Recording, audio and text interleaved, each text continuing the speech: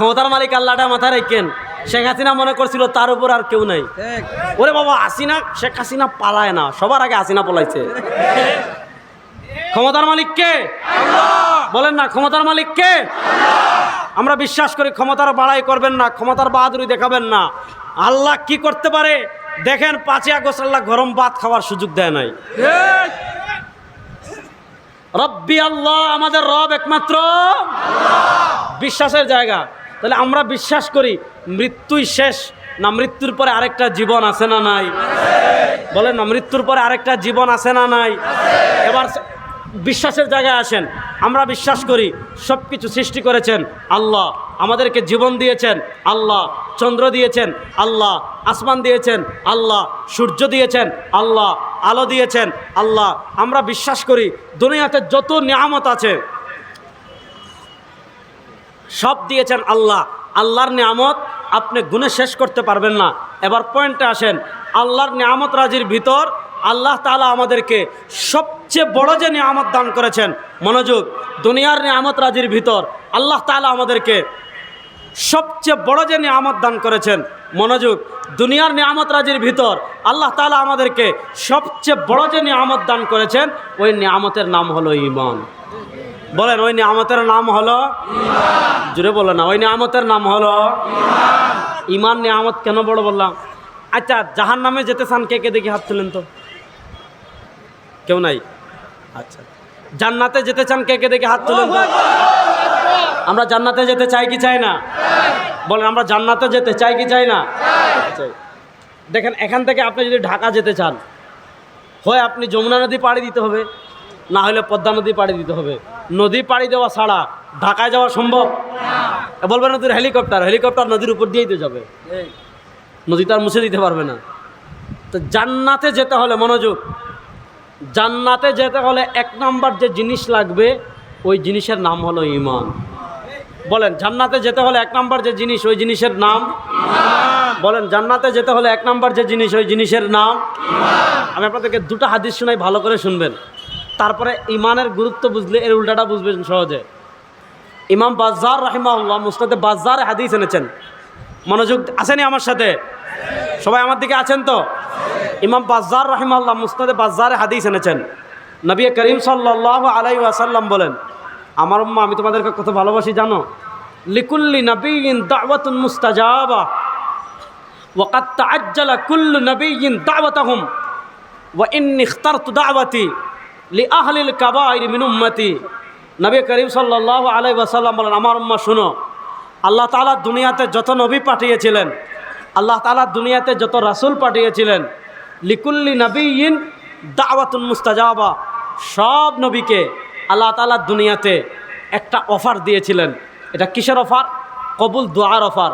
আল্লাহ তাআলা সব নবীকে, আল্লাহ তাআলা সব রাসূলকে দুনিয়াতে একটা অফার দিয়ে বলেছেন, নবী আপনি একটা দোয়া করেন, এখন যেই দোয়া করবেন সেই দোয়া কবুল করব, যা চাইবেন তা দান করব, যা করে দেওয়ার কথা বলবেন তা করে দেব।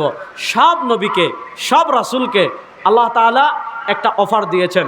নবী করিম সাল্লাল্লাহু আলাইহি ওয়াসাল্লাম বলেন, ওয়াকাদ তাআজ্জালা কুল্লু নাবিয়্যিন দাওয়াতাহুম, সব নবীকে, সব রাসূলকে অফার দেওয়ার পর সব নবী এবং রাসূল তাদের স্পেশাল দোয়াটা দুনিয়াতে করে চলে গিয়েছেন। আল্লাহ তাআলা সরওয়ারে দু আলম তাজদারে মদিনা জনাবে মুহাম্মদুর রাসূলুল্লাহ সাল্লাল্লাহু আলাইহি ওয়াসাল্লামকে যখন অফার দিয়েছেন, আমার নবী বলেন, আমাকে অফার দেওয়ার পর আমি আমার স্পেশাল দোয়াটা দুনিয়াতে করিনি। ওয়া ইন্নী ইখতারতু দাওয়াতি লিআহলিল কাবাইর মিন উম্মতি, আমার দোয়াটা আমি হাসরের মাঠের জন্য রেখে দিয়েছি। যেদিন আমার উম্মাহ কবিরা গুনাহ করে জাহান্নামী হয়ে যাবে, আমি আমার স্পেশাল দোয়া দিয়ে সুপারিশ করে সবাইকে জান্নাতে নিয়ে আসবো। তাহলে বোঝা গেল কিয়ামতের দিন সুপারিশ করবেন কে? আল্লাহ না? হাদিস পড়লাম কে? কয় আল্লাহ করবেন। কিয়ামতের দিন সুপারিশ করবেন কে? রাসূল। বলেন, কিয়ামতের দিন সুপারিশ করবেন কে? এবার আমাদের দেশে একদল গুমটা মৌলবী বেরিয়েছে, এগুলা সব ইহুদিদের দালাল, আছে না নাই? দেখবেন এরা নবীর সুপারিশ মানে না। যারা নবীর সুপারিশ মানে না, এদের 14 গোষ্ঠীর কপালে জারুর বাড়ি। আমরা বিশ্বাস করি কিয়ামতের মাঠে সুপারিশ করবেন কে? আবার আল্লাহ কয়, কিয়ামতের মাঠে নবীর সুপারিশ করবেন কে? আমাদের রাসূল সাল্লাল্লাহু আলাইহি ওয়াসাল্লাম। কাদেরকে সুপারিশ করবেন শুনেন, শুধু পিশাব শরমায়ের জন্য করবেন ব্যাপারটা এমন না।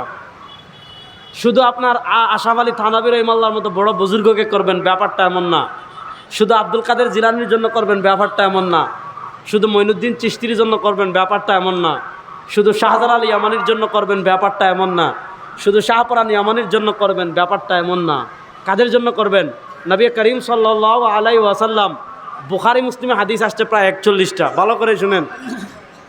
নবী করিম সাল্লাল্লাহু আলাইহি ওয়াসাল্লাম বলেন, মান কানা ফি কলবিহি, মনোযোগ, নবী করিম সাল্লাল্লাহু আলাইহি ওয়াসাল্লাম বলেন, মান কানা ফি কলবিহি মিসকালু হাব্বাতিন মিন খারদালিন মিন ঈমান, আমার কোনো উম্মাহ যদি সরিষার দানা পরিমাণ ঈমান নিয়ে কবরে আসে, সরিষার দানা নিতে ট্রাক লাগে না, সরিষার দানা নিতে ভ্যান লাগে না, সরিষার দানা নিতে ফেরি লাগে না, সরিষার দানা একদম বিন্দু পরিমাণ, চোখ দিয়ে অনেক কষ্ট করে দেখতে হয়, এত ছোট।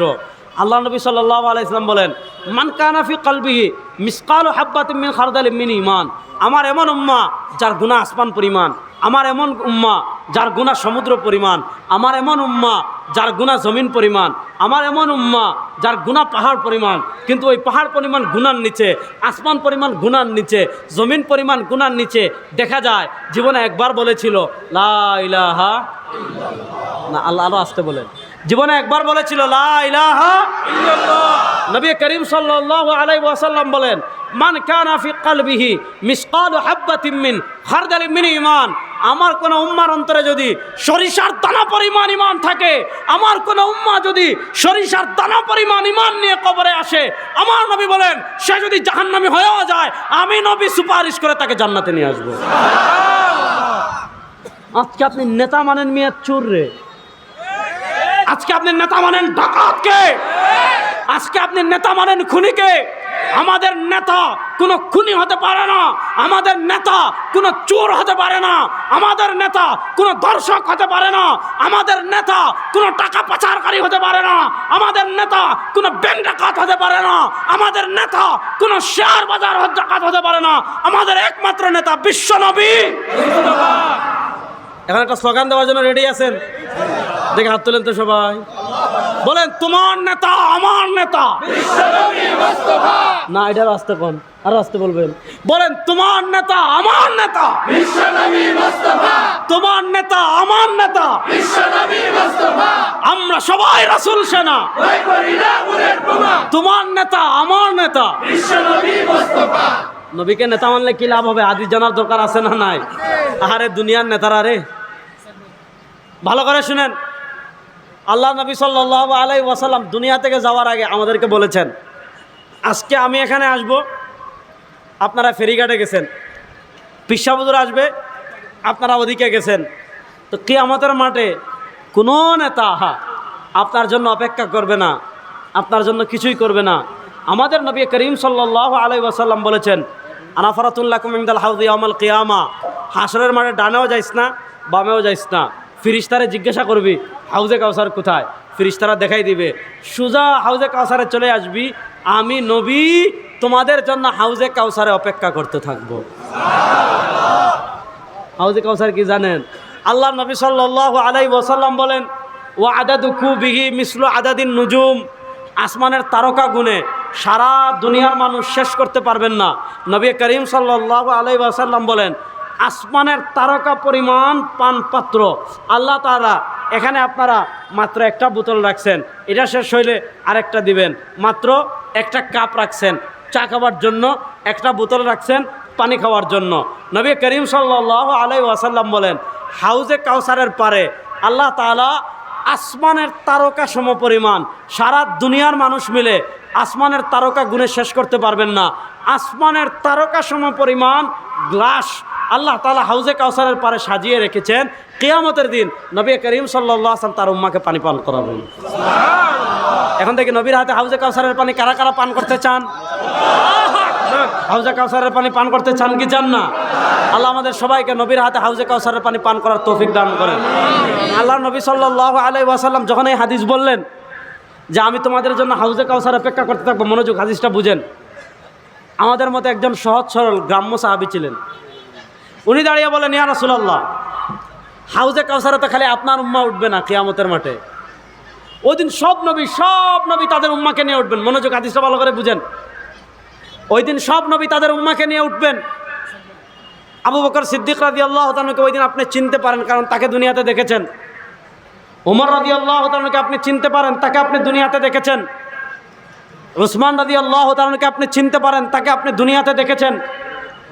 সাহাবায়ে কেরাম আপনাকে চিনতে পারে, তারা আপনাকে দুনিয়াতে দেখেছে। কিন্তু ইয়া রাসূলুল্লাহ, আপনার যে উম্মাহ 1400 বছর পর পাবনায় আসছে, আপনার যে উম্মাহ 1400 বছর পর কাজিরহাটে আসছে, আপনার যে উম্মাহ 1400 বছর পর বাংলাদেশে আসছে, সে তো দুনিয়াতে আপনাকেও দেখেনি, আপনিও দুনিয়াতে তাকে দেখেননি। হাসরের মাঠে সব নবী তার উম্মাকে নিয়ে উঠবেন।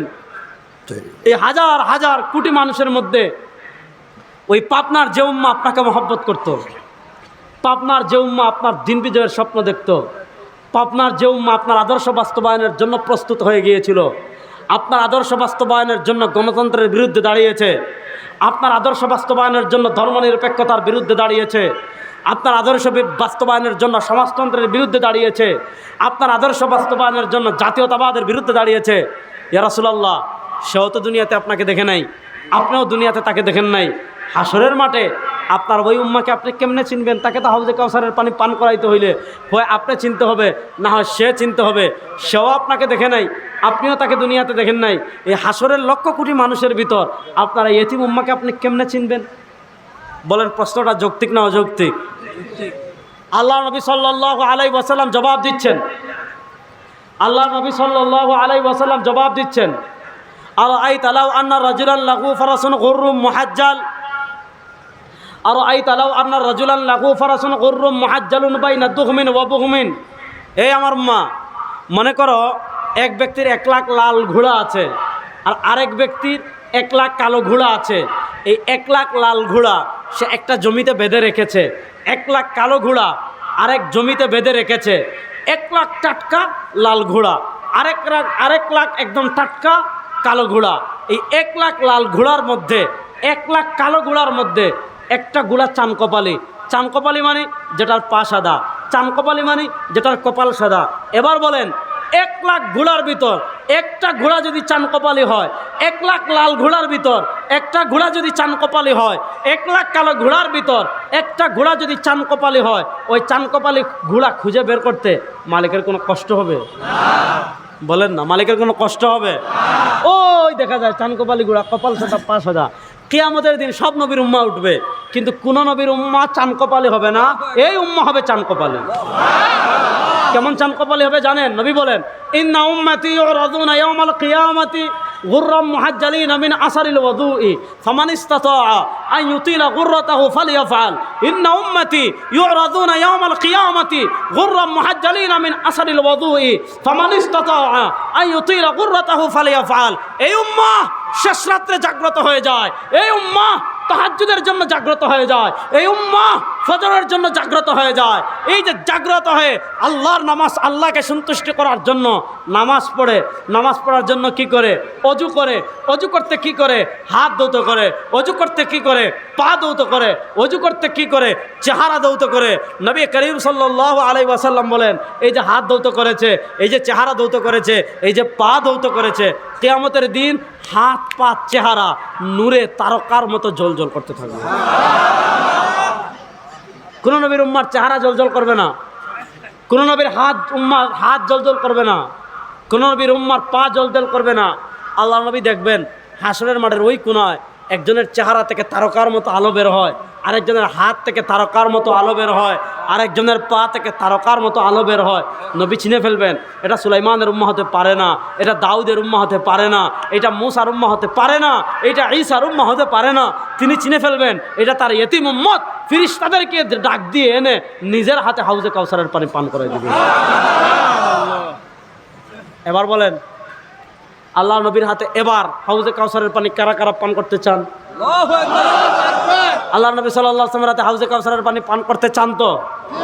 তাহলে যেই নবীর হাতে আপনি হাউজে কাউসারের পানি পান করতে চান, যেই নবীর সুপারিশে আপনি জান্নাতে যেতে চান, সেই নবীকে আপনি খুঁজেন কোথায়? মসজিদে জিলাপি খাওয়ার সময়। সেই নবীকে আপনি খুঁজেন কোথায়? খিচুড়ি খাওয়ার সময়। সেই নবীকে আপনি খুঁজেন কোথায়? উরুসের সময়। সেই নবীকে আপনি খুঁজেন কোথায়? শবে বরাতে মোমবাতি জ্বালানোর সময়। সেই নবীকে আপনি খুঁজেন কোথায়? কবরস্থানে দোয়া করার সময়। আল্লাহ তাআলা বলেছেন, ইয়া আইয়ুহাল্লাযীনা আমানু আতিউল্লাহ ওয়া আতিউর রাসূল। আল্লাহ বলেছেন, ফালা ওয়া রাব্বিকা লা ইউমিনুনা হাত্তা ইউহাক্কিমুকা ফিমা শাজারা বাইনাহুম সুম্মা লা ইয়াজিদু ফি আনফুসিহিম হারাজাম মিম্মা কাযাইতা ওয়া ইউসাল্লিমু তাসলিমা। আল্লাহ বলেছেন, মাইয়ুতিউর রাসূলা ফাকাদ আতা আল্লাহ। আল্লাহ বলেছেন, লাকাদ কানা লাকুম ফি রাসূলিল্লাহি উসওয়াতুন হাসানা।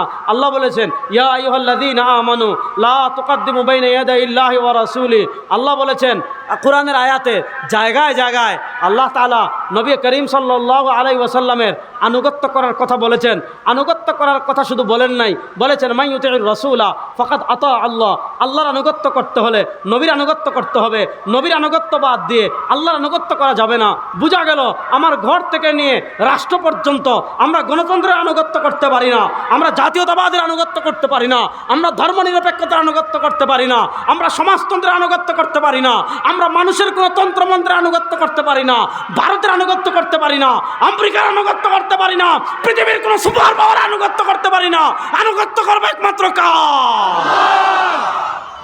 বলেন, আনুগত্য করবে একমাত্র কার? আল্লাহ। ঠিক আছে, আনুগত্য করবে একমাত্র কার? জুড়ে বলেন। আল্লাহরে দেখছেন? কে কে হাত তুলেন? ও একজনে দেখছে। আচ্ছা দাও, উনি ভুলে বলে ফেলছে আসলে। তাহলে আল্লাহকে দেখলেন না, আনুগত্য করবেন কেমনে? আল্লাহর কথা শুনলেন না, আনুগত্য করবেন কেমনে? আল্লাহ আপনার কাছে জিবরিল পাঠাইবেননি? কার কাছে জিবরিল আসার সম্ভাবনা আসেনি? এখানে কে কে কথা বলতে পারবেন যে আমার কাছে জিবরিল আসবে? না। তাহলে কেমনে করবেন? মাইয়ুতিউর রাসূলা ফাকাদ আতা আল্লাহ। আল্লাহর আনুগত্য কেমনে করবেন? রাসূলের আনুগত্য করেন। রাসূলের আনুগত্য করার অর্থ হলো কার আনুগত্য করা? আল্লাহর। আজকে আমরা রাসূলের আনুগত্য খাওয়ার ভিতরে সীমাবদ্ধ করে ফেলছি।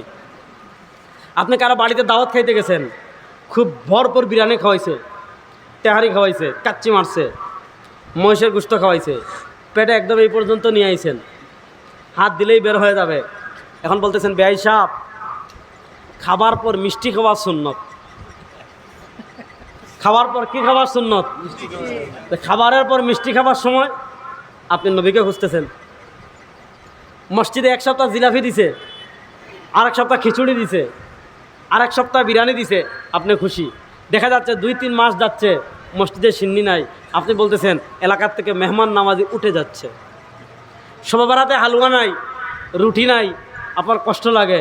অমুসলমান, আপনার ঘরে নবীর আদর্শ মানতে হবে, আপনার পরিবারে নবীর আদর্শ মানতে হবে, আপনার ব্যবসায় নবীর আদর্শ মানতে হবে, আপনার রাজনীতিতে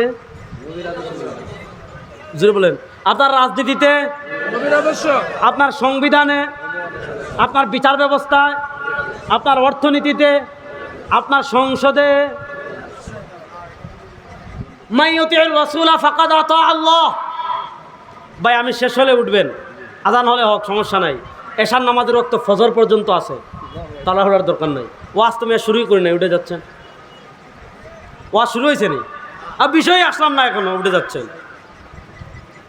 আমার মূল বিষয় মাত্র আইলাম, এখন যদি উঠে যান তাহলে ওয়াজ কেমনে হবে? এ মাদ্রাসার ছাত্র ভাই বসো, এজলিস বসেন, বসে যান, বসেন।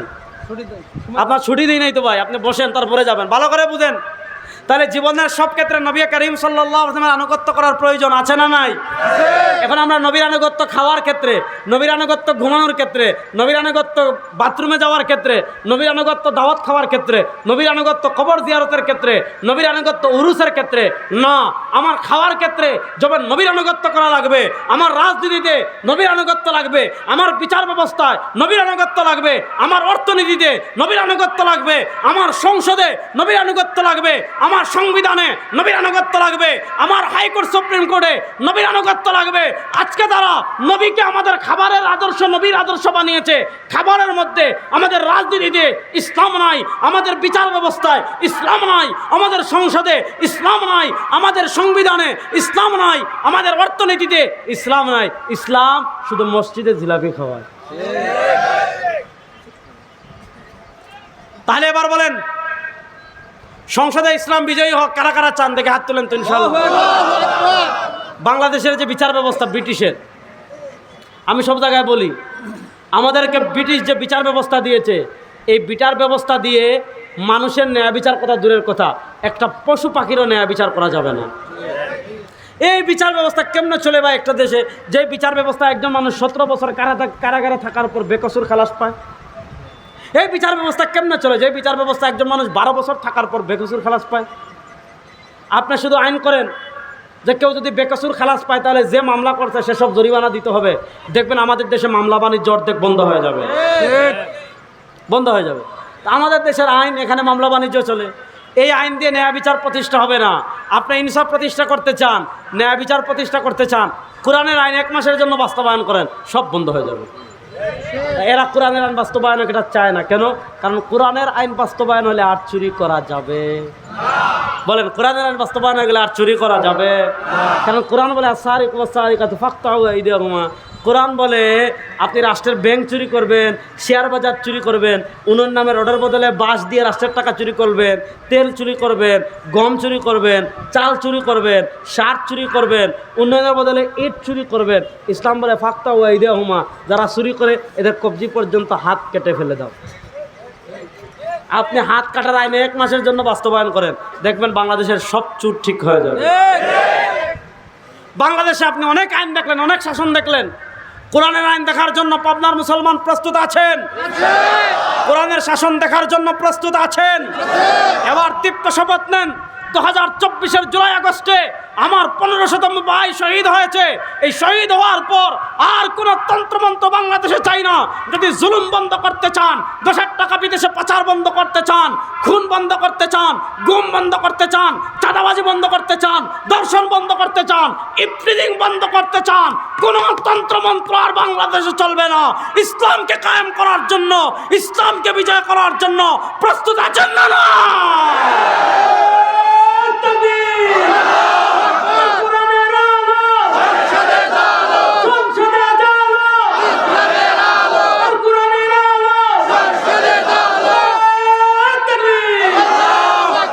শুনেন, আমি সব জায়গায় বলি হিসাব সহজ। মুসলমান সারা পৃথিবীতে গত 100 বছর মার খাইছে। গত 100 বছর দেখবেন সারা দুনিয়ায় মুসলমান মার খাইছে। গত 100 বছর মার খাইছি, এই 100 বছর মার দিমু।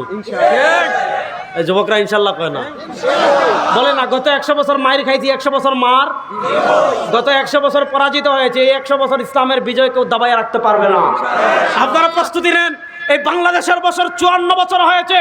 এই 54 বছরে নানা তন্ত্র দেখেছি, এই 54 বছরে নানা মন্ত্র দেখেছি, সোনার বাংলা দেখেছি, ডিজিটাল বাংলা দেখেছি, স্মার্ট বাংলাদেশ দেখেছি। আর কোন বাংলাদেশ চাই না। এবার ইসলামের বাংলাদেশ গড়ার জন্য প্রস্তুত আছেন না? না এবার আমার সাথে একটা স্লোগান দিবেন, আমি বলবো তন্ত্রমন্ত্রের দিন শেষ, আপনারা বলবেন ইসলামের বাংলাদেশ। প্রস্তুত আছেন তো সবাই? সবাই প্রস্তুত আছেন? তাহলে হাত তুলেন একবার দেখি ইনশাআল্লাহ। নারায়ে তাকবীর, নারায়ে তাকবীর। তন্ত্রমন্ত্রের দিন শেষ, জোরে বলেন না, তন্ত্রমন্ত্রের দিন শেষ, তন্ত্রমন্ত্রের দিন শেষ, ইসলামের বাংলাদেশ। তন্ত্রমন্ত্রের দিন শেষ, ইসলামের বাংলাদেশ। তোমার নেতা, আমার নেতা, আমরা সবাই রাসূল সেনা, ভয় করি না বুলেট বোমা। তন্ত্রমন্ত্রের দিন শেষ, ইসলামের বাংলাদেশ। নারায়ে তাকবীর। আবার আপনাদের সাথে দেখা হবে। আসসালামু আলাইকুম ওয়া রাহমাতুল্লাহ।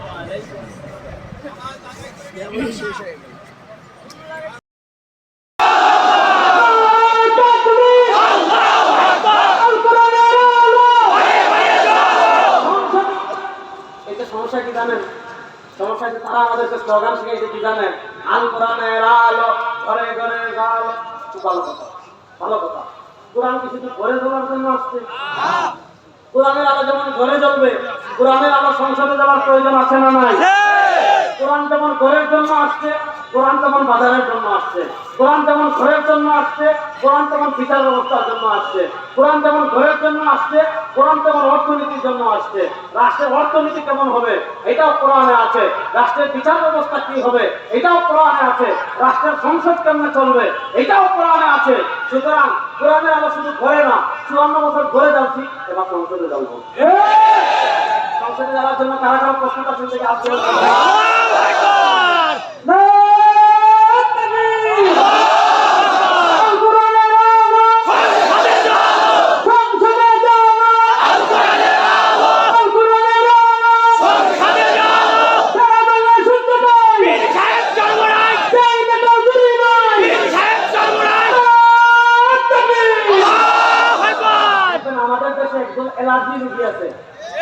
এদেরকে খালি যখনই বলবেন কোরআনের সংসদের আইন বাস্তবায়ন করবো, তাদের শরীরে চুলকানি শুরু হয়ে যায়। কেন চুলকানি শুরু হয়? কারণ কোরআন সংসদে বিজয় হলে বাংলাদেশে আত্মদাবাজি করা যাবে না। কোরআন সংসদে বিজয় হলে আর দেশের টাকা বিদেশে পাচার করা যাবে না। কোরআন সংসদে বিজয় হয়ে গেলে আর ব্যাংক ডাকাতি করা যাবে না। কোরআন সংসদে প্রতিষ্ঠা হয়ে গেলে আর শেয়ার বাজার ডাকাতি করা যাবে না। কোরআন সংসদে বিজয় হয়ে গেলে আর বড় বড় মদের বোতল খাওয়া যাবে না। কোরআন সংসদে বিজয় হয়ে গেলে আপনারা আর কি করতে পারবেন না? ধর্ষণ করতে পারবেন না, খুন করতে পারবেন না। বাংলাদেশের মুসলমান, আপনার মুসলমান আপনাদেরকে স্পষ্ট পয়গাম দিয়ে যায়। 54 বছর নানা তন্ত্র দেখেছেন, 54 বছর নানা মন্ত্র দেখেছেন, আর কোন তন্ত্রমন্ত্র চাই না।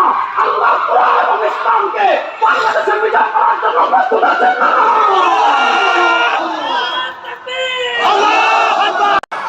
কথা ভালো করে বুঝবেন। আজকে আমাদের মাথায় এরা ঢুকিয়েছে সেকুলারিজম, আজকে আমাদের মাথায় ঢুকিয়ে দিয়েছে ধর্মনিরপেক্ষতা।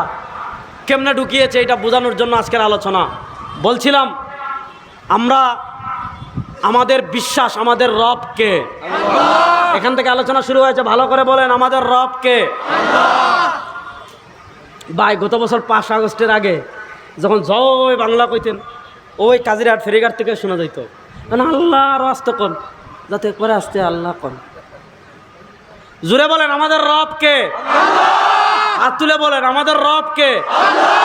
বলেন আমাদের রবকে। আসমানের মালিককে, জমিনের মালিককে, চন্দ্রের মালিককে, সূর্যের মালিককে, ক্ষমতার মালিককে।